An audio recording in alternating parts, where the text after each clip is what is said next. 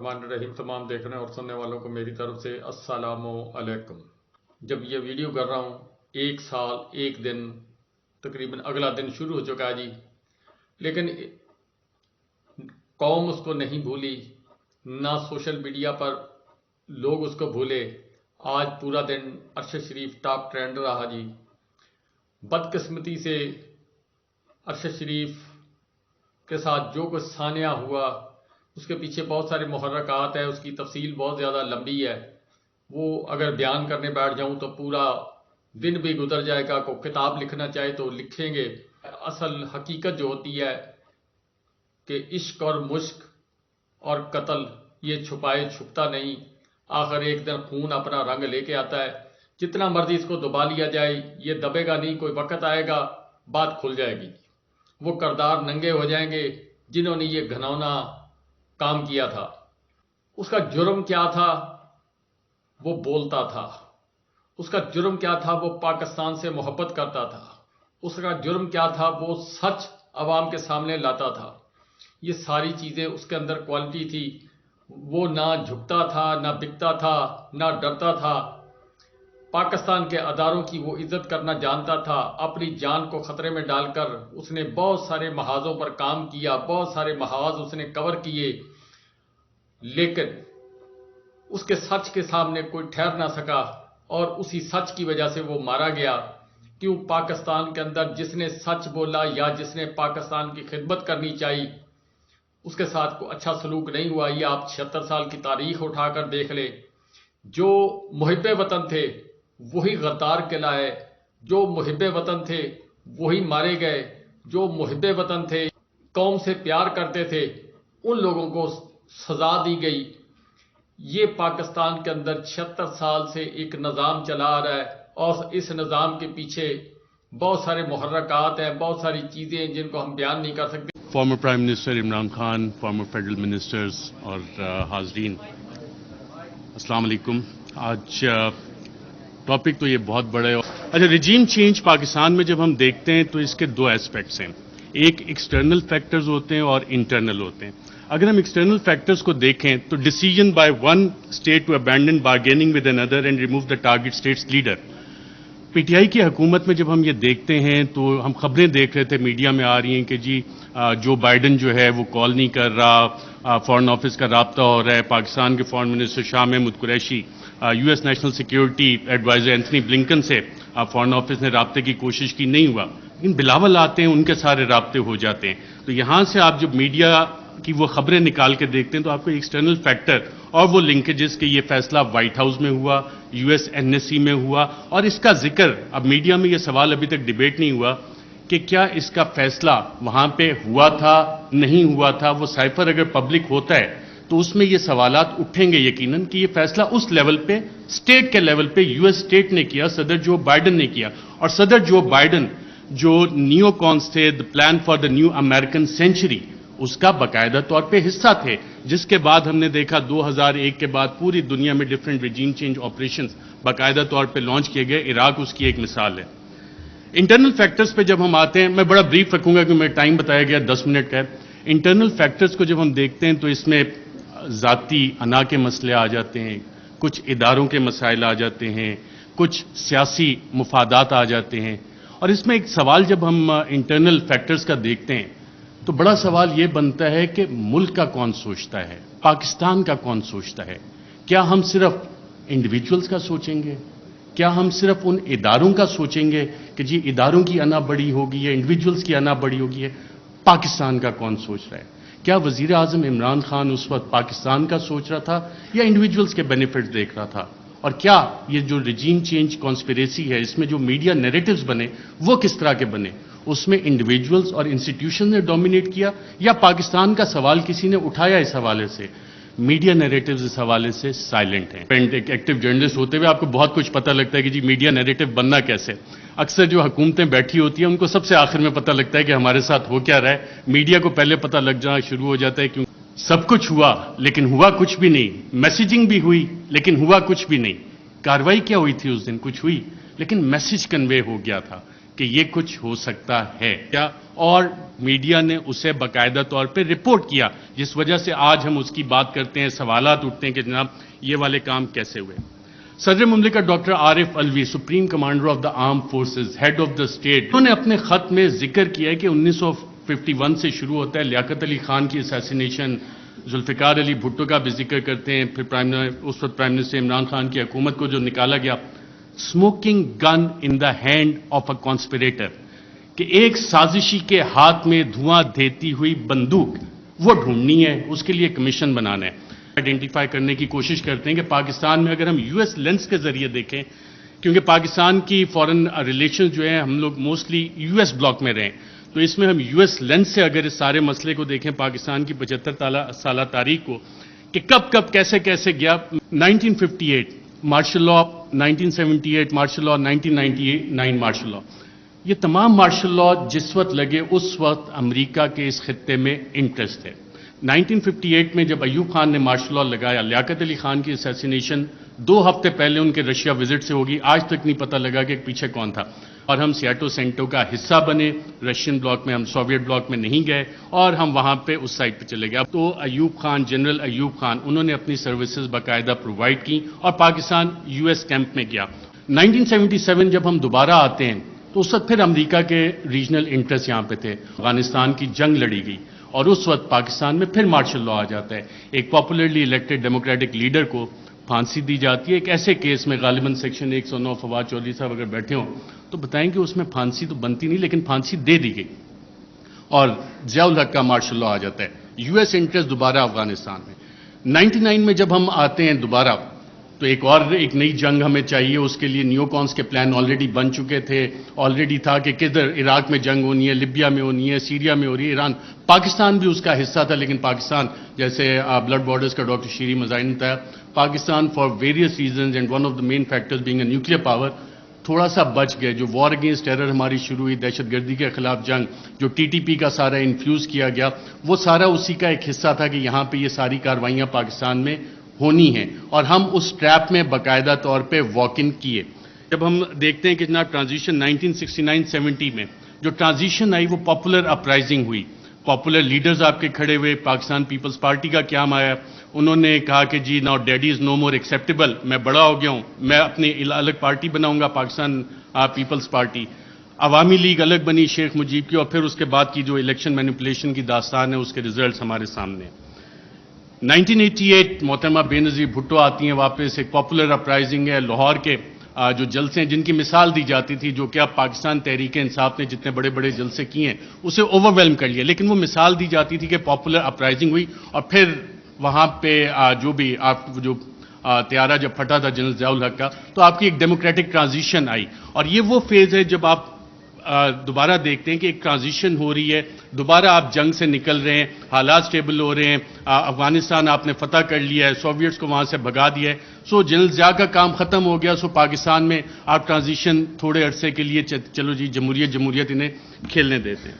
پھر آ جاتا ہے 1999 اور 2007-8 general Musharraf, war against terror, اور اس کے بعد جب ان کی یوٹیلیٹی ختم ہوتی ہے، ہم نے دیکھا ایک پاپولر اپرائزنگ ہوتی ہے اور انہیں جانا پڑتا ہے، ہم لائرز موومنٹ بھی دیکھتے ہیں، ساری چیزیں، یا کہ ہمیشہ ہمیں ایک ہائبرڈ قسم کی جمہوریت جو ہے وہ ملی ہے، اور ہائبرڈ جمہوریت بنتی کیسے ہے؟ ہمیشہ ایک کنگز پارٹی ہوتی ہے۔ جب آپ پاکستان کی تاریخ اٹھا کے دیکھتے ہیں تو جو مین آن ہارس بیک ہیں، گھوڑے جو لوگ رائڈ کرتے ہیں، ہارس رائڈنگ کرتے ہیں، وہ اچھے گھوڑے رکھنے کا شوق بھی رکھتے ہیں، تو وہ چیز ہوتی ہے۔ لیکن اس ساری چیز میں ایک ٹائم فریم بڑا ڈفرینٹ آ رہا ہے پاکستان کی تاریخ میں، وہ آ رہا ہے 2018 سے 2022 کا۔ اس دوران میں اتھارٹیرین کنسالیڈیشن بھی ہوتی رہی۔ اتھارٹیرین کنسالیڈیشن اس طرح کے جو پرانے ایسٹس تھے جن پہ کرپشن کے مقدمات تھے ان کو بھی بچایا جا رہا تھا، دوسری طرف ایک حکومت کوشش کر رہی تھی کہ جی ہم نے ڈیموکریٹک کنسالیڈیشن کرنی ہے، اس کو روکا بھی جا رہا تھا، اور اکاؤنٹیبلٹی اس کی بہت بڑی مثال ہے۔ اور اگر کسی نے اس کا ایک ٹائم فریم نکالنا ہے کہ بڑا اچھا احتساب چل رہا تھا، ساری چیزیں ون پیج پہ چل رہی تھیں، لیکن پھر ایک پریس کانفرنس مشہور زمانہ ہوتی ہے جس میں پوری نون لیگ کی لیڈرشپ بیٹھی ہوتی ہے، اور مریم نواز اس میں ایک بڑی اچھی بات کرتی ہیں کہ چند اہم لوگوں کی ویڈیوز موجود ہیں۔ اب ماشاءاللہ سارے وفاقی وزراء کابینہ بیٹھی ہے، سابق وزیر اعظم بیٹھے ہیں، اس کے بعد احتساب کے مقدموں کا کیا ہونا شروع ہوا، اس کے بعد کیا ڈیلیں ہونا شروع ہو گئیں، اس کے بعد نواز شریف بھی باہر گئے، اس کے بعد کیسز بھی سلو ہونا شروع ہو گئے، کیا کچھ نہیں ہوا. یہ والی ساری چیزیں تھیں. میں میسج آ گیا کہ جی تھوڑا کم کریں. ریجیم چینج جب ہوئی تو میڈیا کی اسٹریٹجی اس میں کیا تھی؟ میڈیا کے 3 ڈیز اس میں باقاعدہ طور پہ استعمال کیے گئے تحریک انصاف کے خلاف. 3 ڈی تھے: ڈسٹرب، ڈسکریڈٹ، ڈینائی. ڈسٹرب کیسے کرنا ہے؟ جتنے بھی پاکستان تحریک انصاف کے پلانز بنے تھے اسے لا فیئر کے ذریعے، ایڈمنسٹریٹولی اور انفارمیشن آپریشنز کے ذریعے سیبوٹاج کرنے کا باقاعدہ طور پہ پلان بنا، اور اس کی ہم نے مختلف قسم کی امپلیمنٹیشنز دیکھی. اگر آپ نے ایڈمنسٹریٹو اس کی دیکھنی ہے تو وہ وزیر اعظم تو عمران خان تھا، پولیس وین وہاں پہ کس کے آرڈر سے گئی؟ شیخ رشید صاحب انٹیریئر منسٹر تھے، ان سے ہم پوچھتے رہے کہ جناب یہ آپ نے بھیجی؟ وہ کہتے ہیں یار مجھے تو نہیں پتا. وزیر اعظم عمران خان کال دے رہا ہے، پورا ریڈ زون جو ہے بیریکیڈ ہو جاتا ہے، کون حکومت چلا رہا تھا، کیسے؟ تو یہ وہ ایڈمنسٹریٹو اسٹیپس ہیں. ہر ایک کی ڈیٹیل میں جائیں گے تو کافی لمبا ہو جائے گا. پھر ایک پلان بنا کہ جی 3 ڈیز کا ایک حصہ تھا ڈسکریڈٹ کرنا ہے، عمران خان کو ڈسکریڈٹ کرنا ہے، پاکستان تحریک انصاف کو ڈسکریڈٹ کرنا ہے. اور فریم ورک فار اس میں جو نیوز میکنگ تھی، اگر آپ ریڈ زون فائلز اٹھا کے دیکھیں تو اس میں باقاعدہ طور پہ میڈیا والوں کو یہ بتایا جا رہا تھا، یہ چیزیں میڈیا میں آ رہی تھیں کہ جناب دیکھیں یہ اکتوبر میں ایک جو سلسلہ شروع ہوا ہے نا، یہ بڑی زیادتی کی بات ہے. اس میں چند انڈیویجولز جو ہیں ان کو تو یہ حق نہیں دیا جاتا کہ جی پنجاب پولیس کے پیٹرن پہ چیزوں کو لے کے چلیں، ایسے تو نہیں اجازت دی جا سکتی. لیکن سوال آتا ہے کہ کیا ہمیں اس ملک میں آئین کی حکمرانی چاہیے یا اشخاص کی حکمرانی چاہیے؟ ہمیں قانون کی حکمرانی چاہیے یا چند اشخاص کی حکمرانی چاہیے؟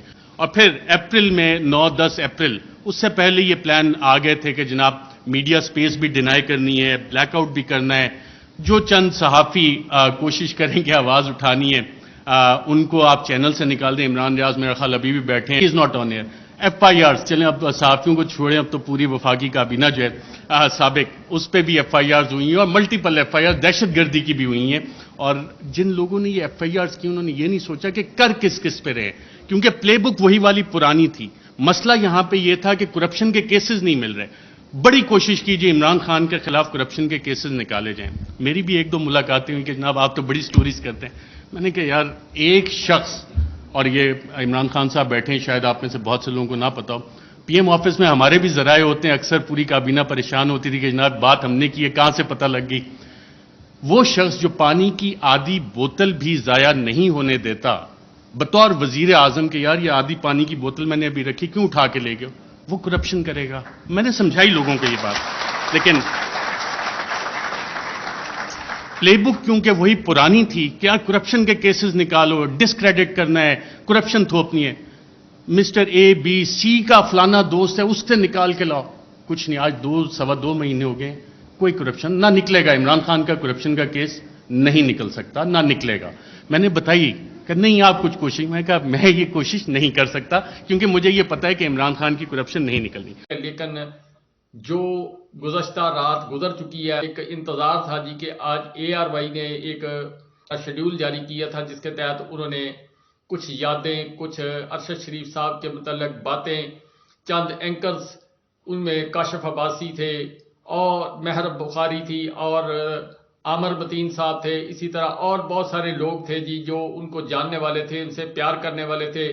ایک 4 ماہ کی قید و بند کی صحبتیں جو ہیں وہ برداشت کرنے کے بعد ابھی اپنے گھر کے اندر خاموش بیٹھا ہے، جس نے اس کے لیے ایک ایمبولینس سروس چلائی، جس نے ارشد شریف کی طرح سچ بولنے کا جو ہے وہ جرمانہ بھرا اور 4 ماہ تک لاپتہ رہا، زندگی اور موت کی کشمکش میں رہا. ارشد شریف تو بازی کھیل گیا، وہ پاکستان چھوڑ کر چلا بھی گیا. اس نے چیف جسٹس صاحب کو خط لکھا، اس نے صدر پاکستان کو خط لکھا، اس نے اس وقت کے آرمی چیف صاحب سے اپیل کی، اس نے ہائی کورٹ کے چیف جسٹس صاحب سے اپیل کی. اس نے کوئی ایسی جگہ نہ چھوڑی جہاں اس نے اپنی آواز بلند نہ کی ہو کہ مجھے خطرہ. جس طرح اس وقت مراد صحیح جو ہے وہ اس کے پیچھے ہاتھ دھو کر پڑے ہوئے ہیں. اور وجہ کیا تھی؟ وہ سچ بولتا تھا اور سچ کی وجہ سے کچھ وہ چیزیں جو ہے اس کے پاس ایسی تھیں جو جس کے اوپر وہ کام کر رہا تھا، اور وہی چیزیں جو ہے اس کی موت کا سبب بنی. بہرحال کہ وہ چھپیں گی تو نہیں، کبھی نہ کبھی وہ آ جائیں گی. اللہ تعالیٰ کا نظام ایسا ہے، دنیا کے اندر قتل چھپتا نہیں ہے. بہرحال کہ جی ARY نے جو پروگرام دیا تھا اس کے تحت شام کو 7 بجے انہوں نے عرش شریف کی یاد میں پروگرام چلانا تھا. اس کے بچوں کی تصویریں، کچھ اس کے فیملی کے ساتھ یادیں، کچھ اس نے جو پاکستان کے اداروں کے ساتھ مل کر محاذوں پر کام کیا تھا، جنگ کے اندر کام کیا تھا، اس کی تصویریں. کہیں وہ جھنڈا لہراتا ہوا نظر آیا، کہیں گوادر پوسٹ پر جا کر وہ اپنا کام کرتا ہوا نظر آیا. یہ ساری چیزیں اس میں تھی. لیکن عرش شریف شہید جو ہے اس کا وہ پروگرام رکوا دیا گیا. میں پھر دوبارہ کہتا ہوں، وہ پروگرام رکوا دیا گیا. ARY کیا جناب اسی وقت کیبل نیٹ ورک پر بند ہو گیا سارا نظام، اور ARY کو مجبوراً گھٹنے ٹیکنے پڑے اور اس نے پھر وہ پروگرام کینسل کر دیا. یہ ہوا جی عرش شریف کے مرنے کے بعد اس کا خوف اتنا کہ اس کا پروگرام نہیں چلنے دیا گیا، یا اس سے نفرت اتنی ہے کہ اس نے جرم کیا کیا. اگر آپ دیکھ لیں اس نے کیا جرم کیا. اس نے کرپشن کو بے نقاب کیا. اس نے بڑے بڑے جو سکینڈل اور بڑے بڑے جو مگرمچھ تھے جن کے گھنونے کردار تھے ان کو عیاں کرنے کی کوشش کی. اور اس کے علاوہ وہ جس طرح باقی لوگوں کو جن کو مار پٹی، جو قید میں گئے، یا کچھ اور لوگ تھے جو رجیم چینج کے خلاف تھے، ان لوگوں میں عرش شریف کا بھی نام تھا. اور ان سب باتوں میں سے کسی ایک بات کی سزا اس کو دی گئی. اس کے پاس کچھ کیا تھا یا نہیں تھا یہ خدا جانتا جی، لیکن کوئی وقت آئے گا جب سامنے آئے گا. اب یہاں پر میں بات ذرا عرش شریف صاحب کے حوالے سے کرنا چاہتا ہوں. جن لوگوں نے یہ فیصلہ کروایا ہوگا، مجھے نہیں پتا کون ہوں گے وہ، کس کے کہنے پہ یہ جو پروگرام ہے وہ روکا گیا. اب آپ خود سمجھدار ہیں کس کی اتھارٹی ہے، کون روک سکتا ہے. کون اس وقت کے اندر پاکستان کے اندر سب سے زیادہ طاقتور ہے اور جس کے سامنے تمام طاقتیں جو ہیں وہ ملیا میٹ ہیں. بس اس سے زیادہ آپ خود اندازہ ان کڑیوں کو ملائیں گے کہ طاقت سے اوپر کو طاقت پاکستان میں اس وقت جو چل رہی ہے، جس کی سیاہ و سفید کے مالک بننے کی کوشش کر رہے ہیں. لیکن اللہ کی لاٹھی بڑی بے آواز ہے. وہ جب پڑنے لگنی ہے پھر نہیں پتا چلنا کہ کہاں کہاں سے ہمیں مار پڑ رہی ہے اور ہم کہاں جائیں گے. وہ سر چھپانے کی جگہ بھی نہیں ملے گی. جب اللہ تعالیٰ زمین تنگ کر دیتا ہے پھر نہ ساتھی کام آتے ہیں نہ زمین جگہ دیتی ہے. پھر ایڑیاں رگڑ رگڑ کر انسان اللہ کو گڑ گڑا کر اللہ سے معافی مانگتا ہے. لیکن پروردگار کہتا ہے کو بندے جو تو نے کیا لوگوں کے ساتھ اب تیری باری ہے. اب دیکھ میرا انصاف دیکھ. عرش شریف سب کچھ بیٹھا ہوا ہے دیکھ رہا ہے، وہ شہید ہے، وہ زندہ ہے. جو اس کے ساتھ کیا گیا وہ تو اللہ تعالیٰ کو پتا چل گیا جی. اللہ تعالیٰ سے ویسے بھی نہیں کوئی بات چھپی ہوئی. ہر وقت اللہ تعالیٰ ہر انسان کے، وہ کہتے ہیں اللہ تعالیٰ سانس سے بھی نزدیک ہے. تو اللہ تعالیٰ تو ہر 2 فرشتے ہیں آپ کے لکھ رہے ہیں، 2 فرشتے آپ کے ہونٹوں پر بیٹھے ہیں. جب آپ درود پڑھتے ہیں تو وہ بھی لے کے جاتے ہیں. ہم سمجھتے ہیں کہ 2 فرشتے ہیں. فرشتے ہمارے ساتھ 4 ہوتے ہیں. 2 ہمارے درود پاک کے لیے ہوتے ہیں جو ہم منہ سے نبی پاک صلی اللہ علیہ وسلم کا جب نام لیتے ہیں وہ اس کو چن کر صاف شفاف طریقے سے لے کر جاتے ہیں اور کہتے ہیں کہ اللہ پاک یہ گلدستہ اس بندے نے نبی پاک کی طرف بھیجا ہے. تو کوشش کیا کریں درود پاک پڑھنے کے لیے. لیکن اس سارے سینیریو کے اندر میں صرف اتنا کہنا چاہتا ہوں کہ جو آپ نے حرکت کی، جس نے بھی کی، مجھے نہیں پتا جی کس نے کی، کس نے کروائی، لیکن کیا اس سے کوئی فائدہ ہوا آپ کو؟ آج ہر بندہ آواز اٹھا رہا جی کہ پروگرام روک دیا گیا. لوگوں کے اندر پیار بانٹو، نفرت نہ بانٹو. نفرت بانٹو گے لوگ آپ سے بولیں گے نہیں، آپ سے نظر جھکا کر منہ پرے کر کے نکل جائیں گے. جس کی مثال اب آپ کو گلیوں محلوں کے اندر نظر آ رہی ہے. اس سے زیادہ میں کچھ کہنا نہیں چاہتا. لوگ دور ہٹتے جا رہے ہیں. کبھی تھا کہ لوگ جو ہے وہ پھول بھی نشاور کرتے تھے، وہ سب کچھ کرتے تھے. آج لوگ جو ہے وہ کنارہ کشی اختیار کر رہے ہیں. اور سلطنت عثمانیہ جو ہے، جو صلاح الدین ایوبی کی جو تخت و تاج کی خوبصورتی تھی، وہ اس کی طاقتور افواج تھی، اس کی عوام سے محبت تھی. تو جب اس نے دشمن نے اس سے بدلہ لیا، اس کی فوج ختم کروائی گئی، اس کی عوام کے اندر مقبولیت نفرت میں بدلی گئی. پھر جب یہ سب کچھ ہو گیا پھر سب کچھ ملیا میٹ کر کے سلطنت عثمانیہ کا نام ختم کر دیا گیا. وہ سلطنت عثمانیہ جو مختلف بر اعظموں پر حکومت کرتی تھی، پھر وہ اپنا بر اعظم بھی نہ سنبھال سکے، اپنی سلطنت بھی نہ سنبھال سکے، اپنا ملک بھی نہ سنبھال سکے، سب کچھ ہاتھ سے جاتا گیا۔ غلطی کیا تھی؟ غلطی یہ تھی کہ ادارے کمزور ہو گئے تھے اس کے۔